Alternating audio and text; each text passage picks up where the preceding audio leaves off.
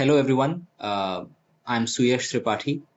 I work with Startup India. I have been working with Startup India over the last 1.5 years. I have been extremely excited about the entrepreneurial journey that India has been chartering over the last couple of years. And what I wanted to do here today was, firstly, I want to give you a picture of where we stand as a country, where we stand as a startup ecosystem, uh, where we are headed, and exactly what are the kind of supports and assistance that the Startup India program by the government provides to any young startup that wants to come in and be a part of this ecosystem. So I have a small, quick presentation with me that I've brought. And before I talk about where we stand today, what the growth in the in the startup ecosystem in India has been. Let me just take the calendar back about 8 years, right?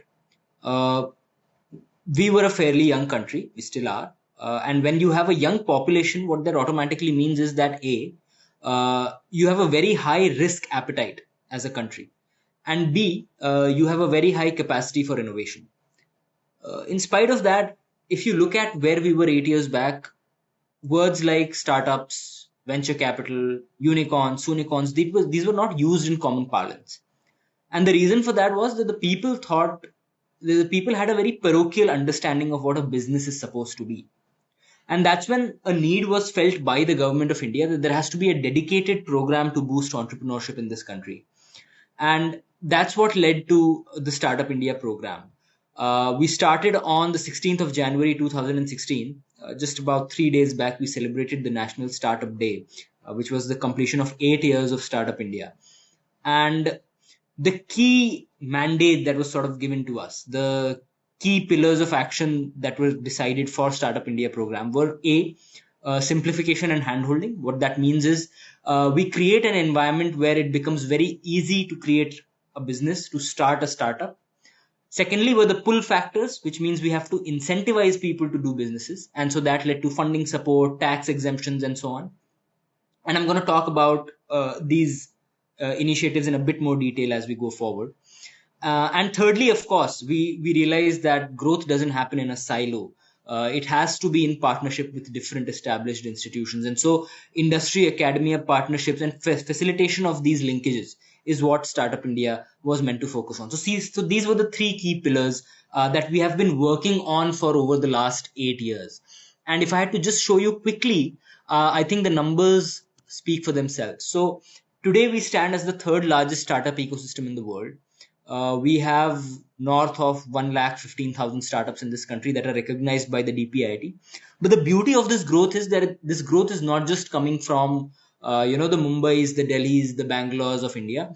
It's coming 50% of these startups have come from tier 2 and tier 3 cities of the country. So it's a fairly broad based growth that is reaching each and every individual in this country, that is reaching to the tier 2, tier 3 cities and beyond.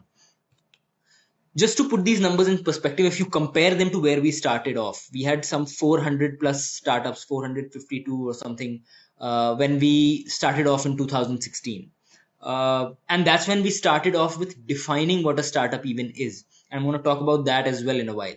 And today we stand at 115,000 plus, with startups in north of 700 districts of the country. We have 31 states and union territories today with their own independent startup policies that are supporting startups in their own ways, in their own local ecosystems. And so it has been a phenomenal growth over the last 8 years. Of course, we still have a long journey ahead of us. But exactly what happened? What happened in these 8 years for us to be able to see this growth? And so here's one slide that gives you a broad overview of all the different benefits that we provide at different stages of a startup's journey, right? And what I'm going to do today is I'm going to focus on a few key initiatives and a few key programs. Of course, due to a paucity of time, I can't take you through each and every initiative and program that Startup India does.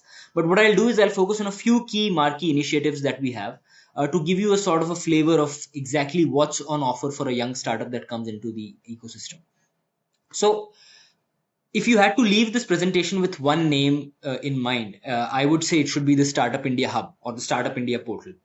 Now, here's a portal which should serve as a one-stop shop solution for each and every one of your startup needs, whether it's access to any learning and development resources, whether it's access to any policy details, whether it's a central government policy or a state government policy, whether it's details on any marquee programs that we have, any reports, any knowledge transfer that you need, anything that is related to the startup ecosystem in the country and in the different states.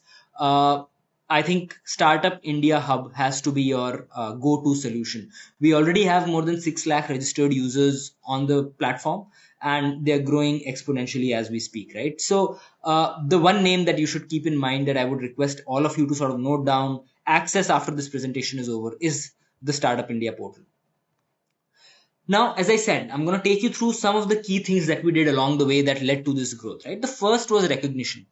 So when we started off, the first thing we had to do was define what a startup is, because till then there was no specific definition of what a startup is, what entity or what business can be called a startup. And so what you see on your screen is the definition that we came up with.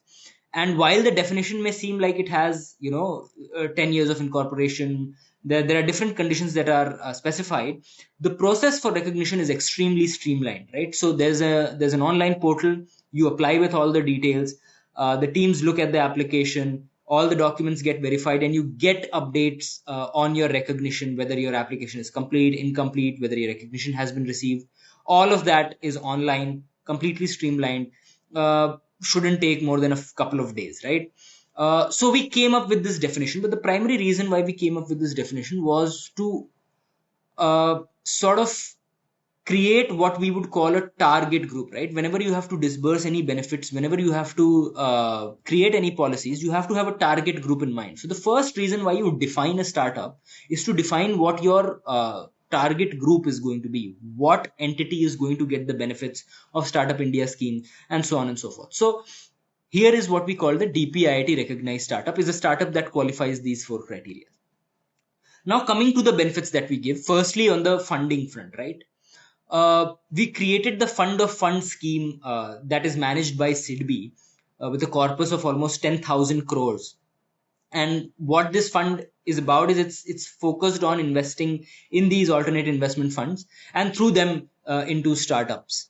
And these are usually late stage startups that are looking for more sort of a VC based funding. They already have their products either in the market or they've already achieved an MVP. They are sort of in their later stage, so to speak.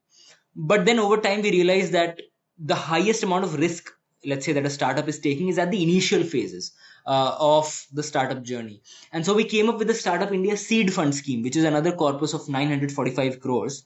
And this is a fund focused purely to early stage startups. So if you have a startup, let's say, that's at an ideation phase, or that's still developing a product, or it's still doing its research, that's the kind of startups we wanted to focus on with the seed fund scheme. And here the implementing arms are the incubators in the country, right? So this is a fund that is disbursed through the incubators.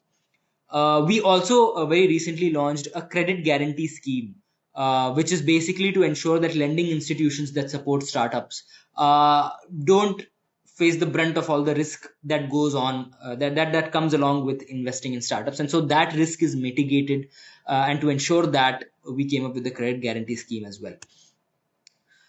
Secondly, we understood that startups just by themselves cannot grow. They need a lot of handholding, they need a lot of support, they need a lot of mentorship, right? And that's where the Marg portal comes into picture. And it's a very interesting portal. And again, I would highly recommend that each and every one of you go and sort of check this portal out. What we did was we realized that mentorship cannot be a very broad based, generalized concept, right? It has to be very focused to the individual problems of a startup, to the individual problems of a sector or a particular stage that a startup is in, right? So you could be a deep tech startup, but you could be facing a problem with intellectual property. You could be a climate tech startup, but you could be facing a problem with HR, right? And so these are the kind of specific issues that we wanted to address in specific sectors, in specific stages of a startup journey. So we created this Marg Mentorship Portal, which is an AI-based matchmaking portal where startups and mentors are matched basis what the startup's needs are and what the mentor's expertise are. and you can create cohorts here. It could be one-to-one mentorship. It's a very comprehensive platform that allows for mentorship across different sectors, across different stages. So again, highly recommend that you go and check this platform out. We already have north of 1,000 mentors onboarded on the platform. uh, Similarly, we also have an investor connect portal as well, which works on a similar sort of principle. Of course, that's between investors and startups, not mentors and startups particularly. Then we come to the different engagements that we have both within the country and outside the country, right? So firstly, focusing on engagements that we have with ministries. Now, we understand that a lot of requirements and demands also come from the government end, right? The government also has a lot of problems that could be solved by startups that are out there, but who don't necessarily have access to these problem statements, who don't necessarily have access to these ministries or the challenges that they face, right? There was an information asymmetry, so to speak. And so what we do is we sort of connect the ministries who come to us. Ministries come to us saying we have this problem or we need this challenge that needs to be solved, and we open these challenges up. We curate a proper challenge and we open it up to the startups who are in our database, and then these startups can compete and sort of get to work with those ministries on those particular problem statements. And you can see the length and breadth of the kind of sectors, the kind of ministries that we've partnered with. And we've already, 5,000 plus solutions have been received through this process. We've curated more than 20 challenges with different public agencies across these ministries, across different government agencies, and so on.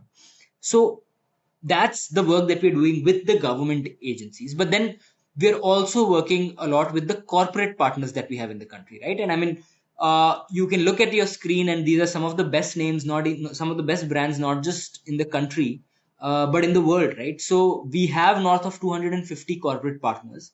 And again, while the underlying principle remains the same, that there's a lot of problems that corporates need solving that a lot of startups can solve.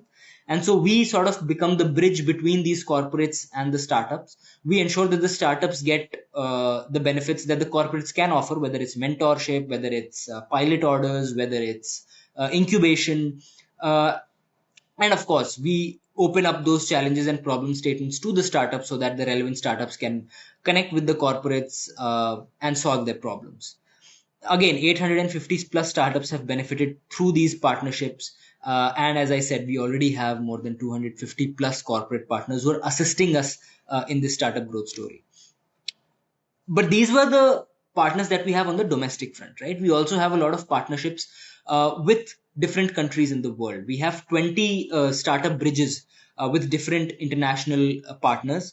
And here, what we are trying to do is there's supposed to be a sort of threefold purpose to these partnerships, right? The first is to get the funding benefits of those countries into India, right? So we capture the right funds, we capture the right capital coming in from that country that's interested in investing in India, in Indian startups, in the Indian growth story.